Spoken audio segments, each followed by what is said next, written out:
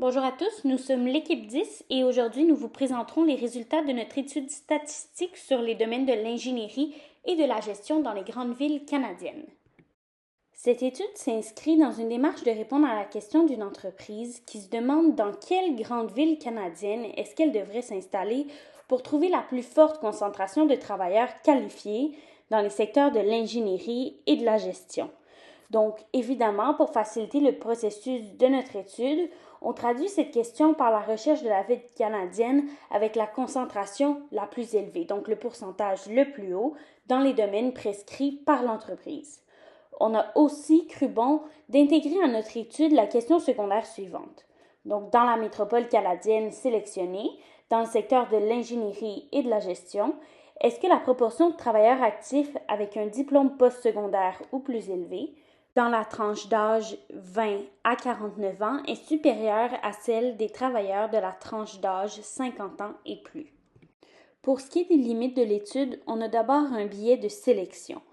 Comme on a choisi seulement 3 villes canadiennes, l'échantillon n'est pas nécessairement représentatif de l'ensemble de la population du Canada. On peut donc dire qu'on omet de considérer une partie importante de la population qui devrait probablement être étudiée pour obtenir un résultat plus précis. Donc une solution serait d'augmenter la taille de l'échantillon. Cela permettrait une meilleure précision et représentativité de la population. Un autre biais de mesure serait la subjectivité des questions qui sont posées aux individus lors de l'étude. Donc, par exemple, une question pourrait être mal interprétée, ce qui pourrait occasionner un faux résultat, une fausse donnée recueillie.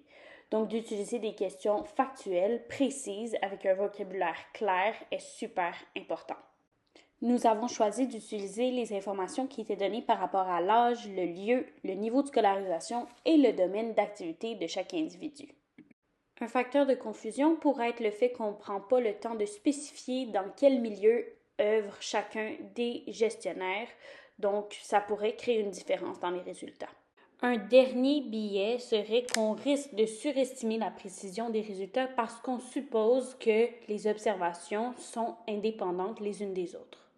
Pour ce qui est de Statistique Canada, il est important de comprendre que leur objectif initial, c'est de recueillir des données qui sont représentatives du marché du travail canadien. La population que nous avons étudiée, c'est toute la population active des secteurs professionnels de la gestion et de l'ingénierie, âgés de 19 ans et plus, qui résident au Canada, évidemment. Notre méthode d'échantillonnage a été la combinaison d'un échantillonnage stratifié par région et par grappe en sélectionnant certains ménages aléatoirement. Passons maintenant à la question d'intérêt principal.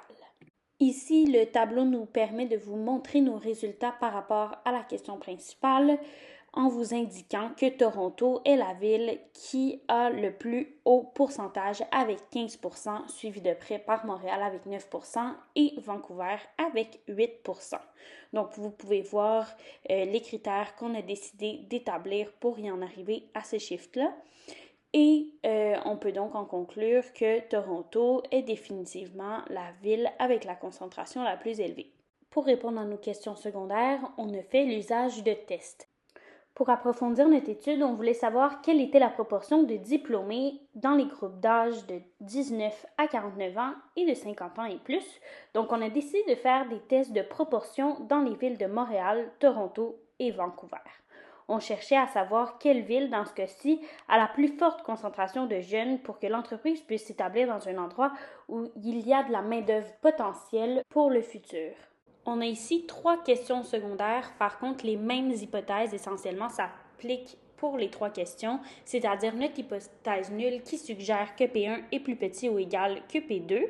Donc, les plus jeunes seraient moins scolarisés que les plus vieux, ou encore l'inverse avec notre hypothèse alternative. Donc ici, on conclut que la ville de Toronto a plus de jeunes que de plus âgés qui ont des diplômes dans le domaine de l'ingénierie.